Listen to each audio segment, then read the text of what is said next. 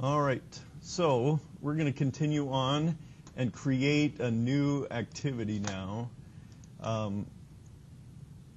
for our medicine alarm. And that's your next project, is to create a bunch of medicine alarms. So we're going to create a new class called Alarm. So I'm going to call it New Class and call it, make sure I called it, I think I called it Medicine Alarm. I want to make sure it's the same here. Yeah, Medicine Alarm class. And this is going to extend what now? Base activity, right? We got everything in our base activity now, so we're going to do that. All right, and we also need a new layout. And we're going to call this one Alarm Settings.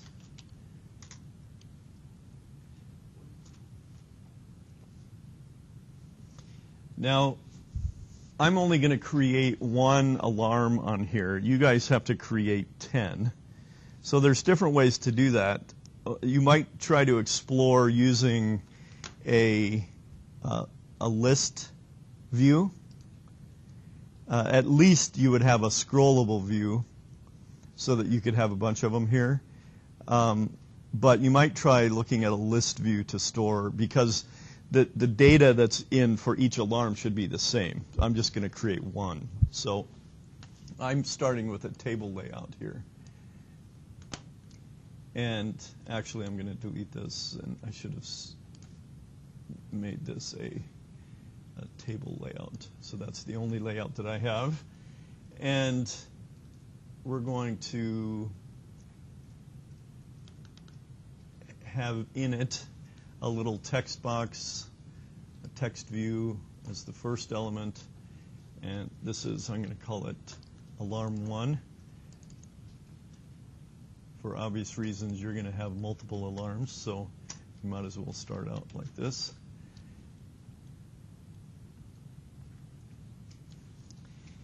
And I'm going to call it Alarm 1.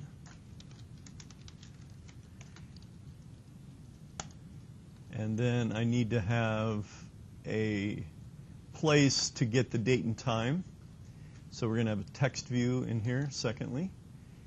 And we'll call this, I'm going to put some text in here, alarm, date, time. And it's going to be just edit text 1.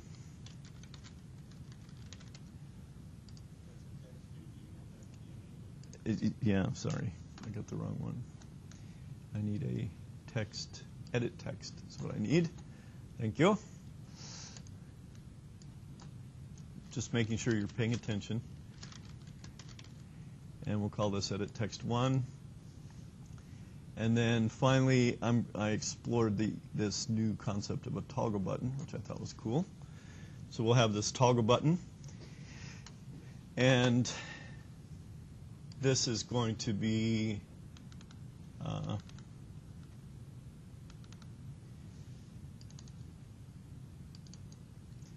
the text will just be alarm 1, which is not used, and the ID is going to be toggle button 1.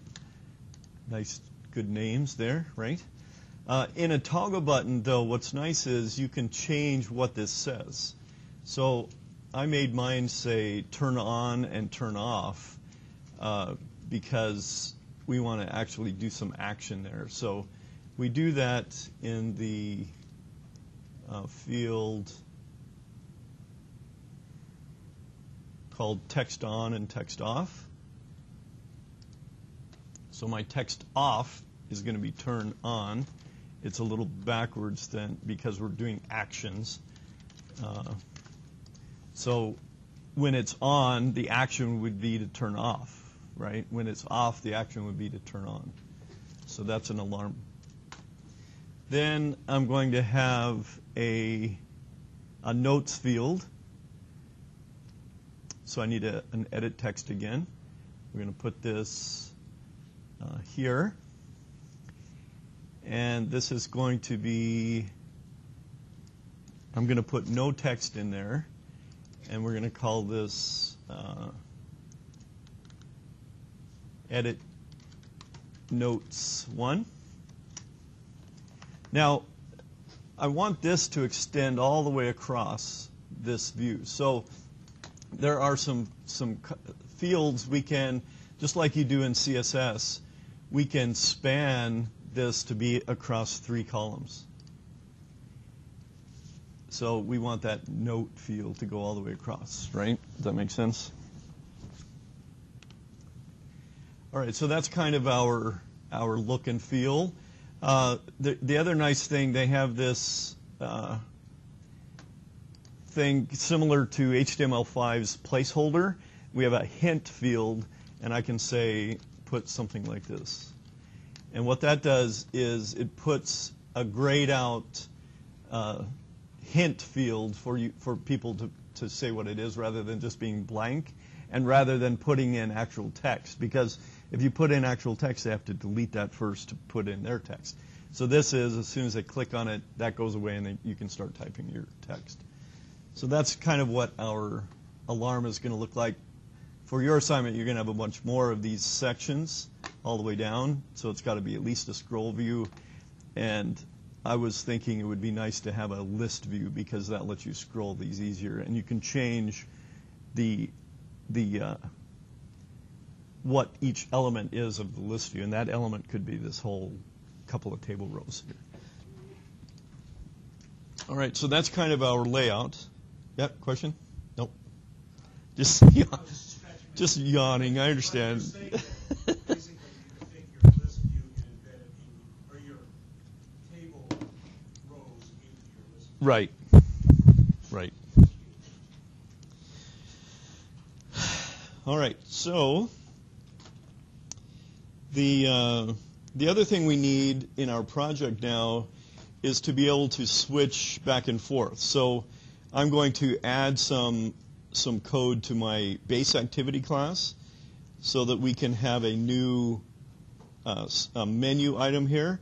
So to do that, first we have to change our master menu. So we're going to look at that XML. So here's our master menu. So we need a new item in here. And we're going to call this switch to alarm. And it's going to have this icon of alarm. And we'll call this the medicine alarm.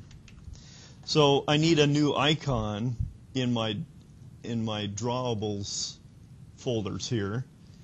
So I've already done that. I created one in this Android UI tools, and it's going to be called IC Action Alarm. And I've downloaded the file. And so here are my folders, and I need to drag each of these alarms back into the proper folder. So this is the HDPI, so I put that over here in my HDPI. Then I need my MDPI, goes in my MDPI. You guys have done this a lot, so let's pause. Okay, so now I've got all of my icons copied in, and now it finds that IC Action Alarm. All right, so I'm not. You can just to force this, but if the numbers are the same, it takes them in order of the XML file. I can make this 200 and 300 to force them to be that way, but in actuality, they end up being that way anyway. So you could take that line out completely. I'm not going to. I like it. All right, so we need to now finish working on our medicine alarm. So we've got to fill in some code here. So a lot of this code is going to be the same as maybe our chart. So we have at least this onCreate method that we're going to have. So, and we need our override. So let's copy that and paste it into our medicine alarm. Import all the bundles we need. We don't need to read the weight log, obviously. And then this one is going to read in what? What layout are we going to use? Alarm settings. Okay, good. All right, so that's enough to start with. There's one more thing that we have to do when we add a new activity. What do we have to change? One more thing we have to change. The manifest, right. So I need to add a new activity in my manifest. Copy and paste that sucker. Call it dot alarm, medicine alarm, sorry. Oops. All right, so now let's run it and just see that we have the code and the alarm activity set correctly. And our menu should be able to go back and forth now. So we should have a new alarm menu up here whenever that comes up.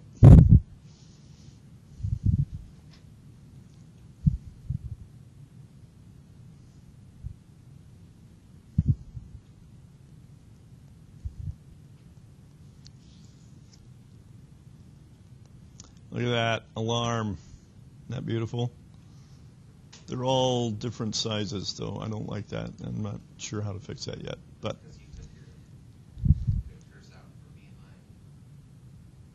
oh, that one I did. You're right.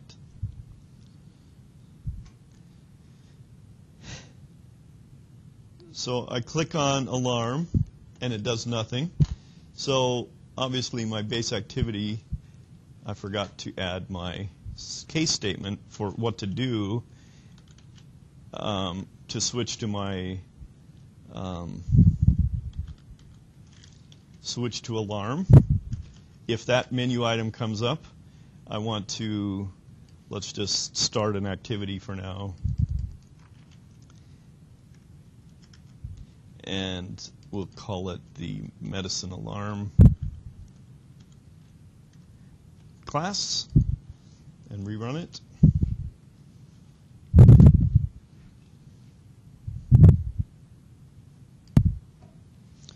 All right, so there we go. Got our alarm. Click on our alarm.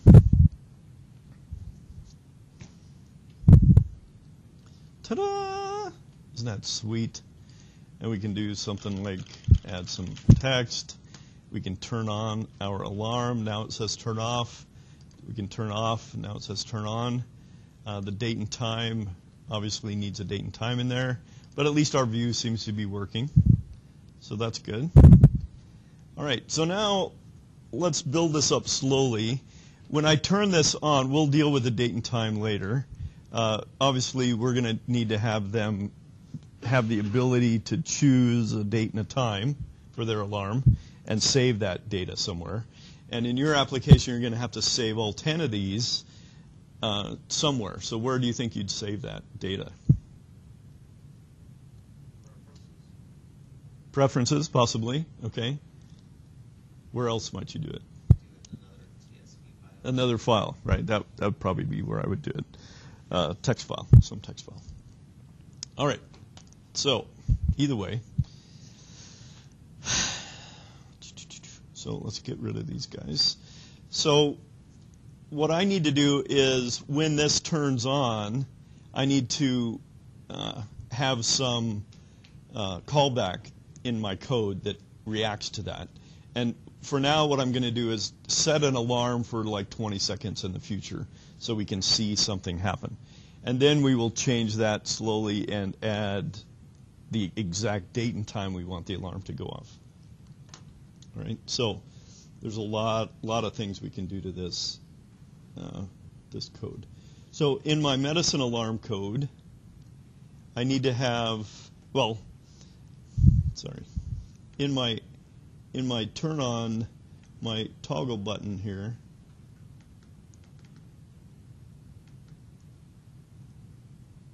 I want to call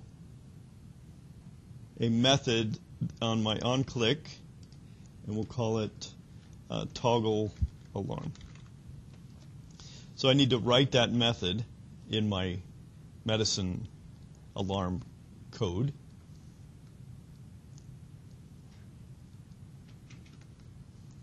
That's going to be called toggle alarm.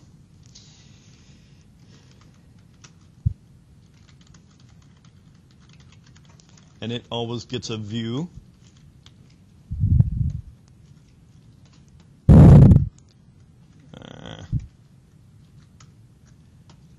We need to import that. Got to be indented correctly.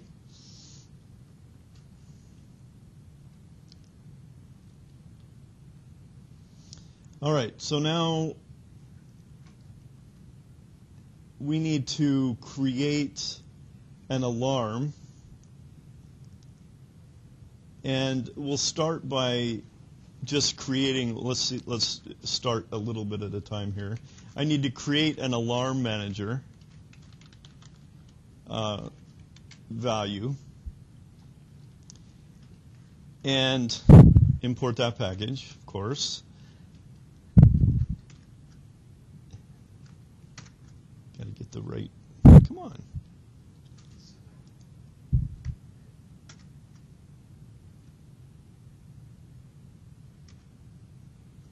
Huh. That's interesting. Did it? It imported. Why does it keep asking me to import it? All right. So we need to get a service. This is a system-wide service, and there's a way to do that. We can call using our context, we can request from the system this system service, and we want it to be called. There are different types of services. All kinds of things that we can get: clipboard service, Dropbox service, wallpaper service, all kinds of services that we can deal with. We want the alarm service.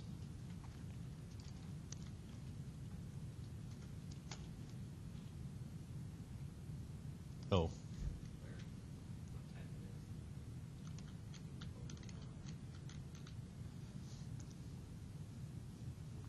Yeah, it's an alarm manager, yes. So I'm going to make that, though, part of my class variables up here, my instance variables. So that's going to be a private alarm manager AM.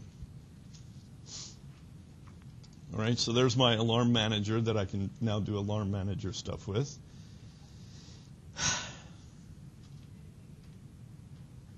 And we're going to check to see if our toggle button is checked or not. So we need to also start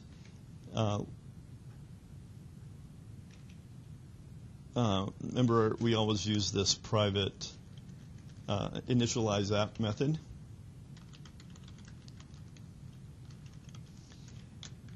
And we'll call this private void initialize app, to where we need to get values so that we can query those fields on our form, right? So we need a toggle button.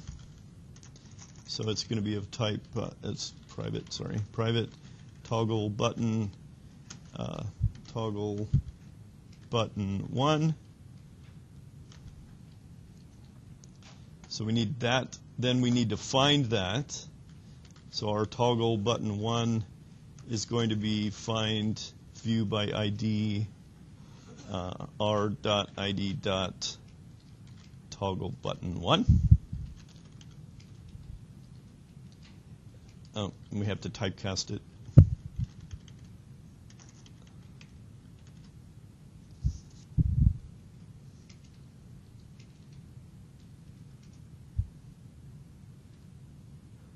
Oh, I lost my find view by ID. There we go.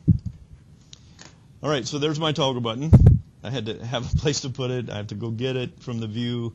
And now I can query that. I can say if my toggle button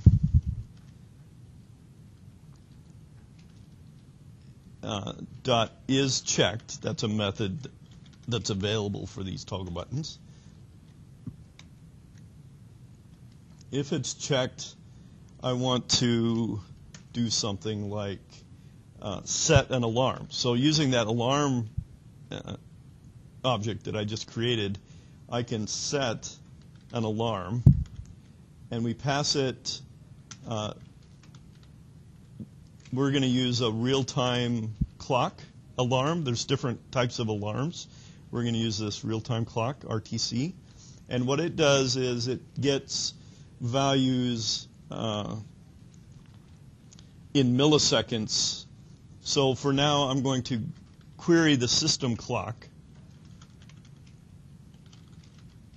and get the elapsed real time, which is the time, from what I understand, is the time when the Android first starts up, which is kind of its epoch time. And I want to add 20 seconds to that. 20 seconds in milliseconds is 20,000. Okay? And finally, we have to add a pending intent, which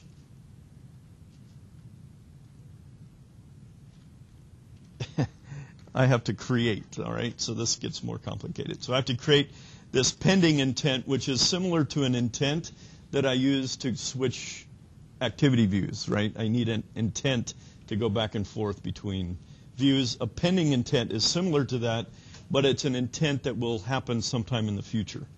That's why they call it a pending intent. So, any questions on that so far? So before we get into that, let's just make sure our toggle button works, because we're running out of time. Then pending intent takes more. So let's just call our toast it and say something like the alarm is on. And if it's otherwise, we're going to call a toast it with alarm off, so we can see those different values.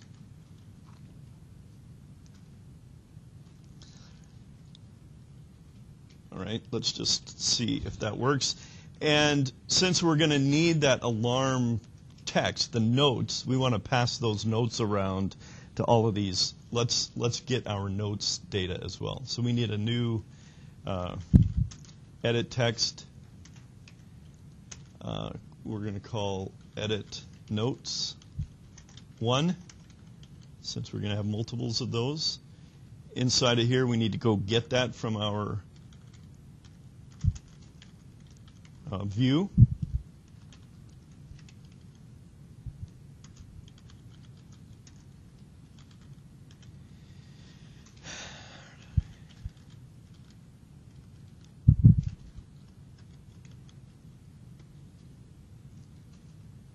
So then inside of our view, how would we get that data then? How do we get the text?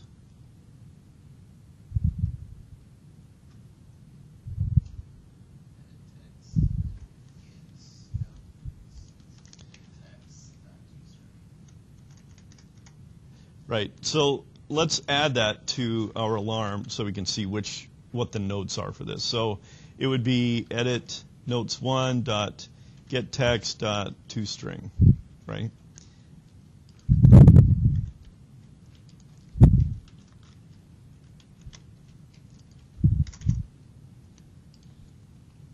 So then we can see something that happens when this toggle button goes off. And then tomorrow we'll work on this PI.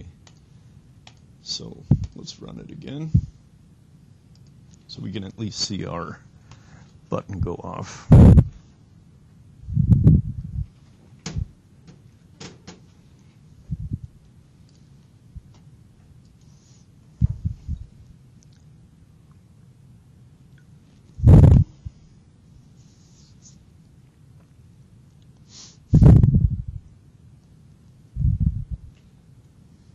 Come on.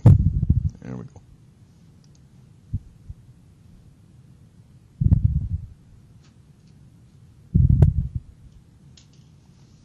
So when we turn it on, we should get, we got nothing.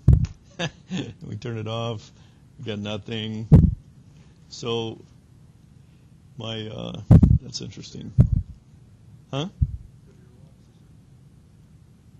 That has nothing to do with my log. That's my weight log. Oh, yeah.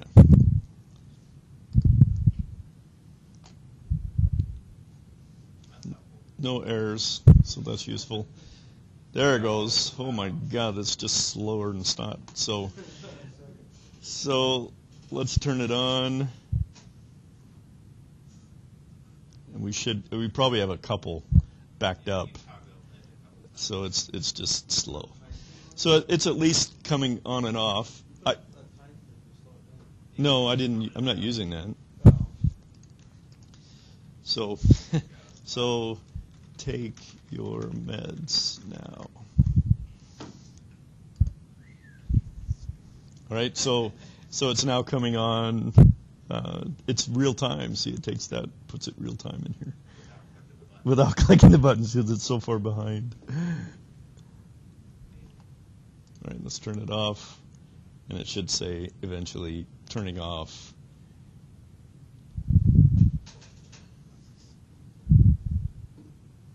It's just really slow this morning. So that's a start. We have to build this up slowly. So we at least have a toggle button. We're getting at our notes. And tomorrow we'll add this pending intent so that we can do something in the future and capture that, because we want to set an alarm that calls an action sometime in the future. And so we have to pass this intent with some data on it to tell it what to do when it gets that alarm gets triggered. So when that alarm gets triggered, it calls our app again and calls some function that we're going to create. So that's setting up the callback basically for whenever that alarm turns on. Any questions?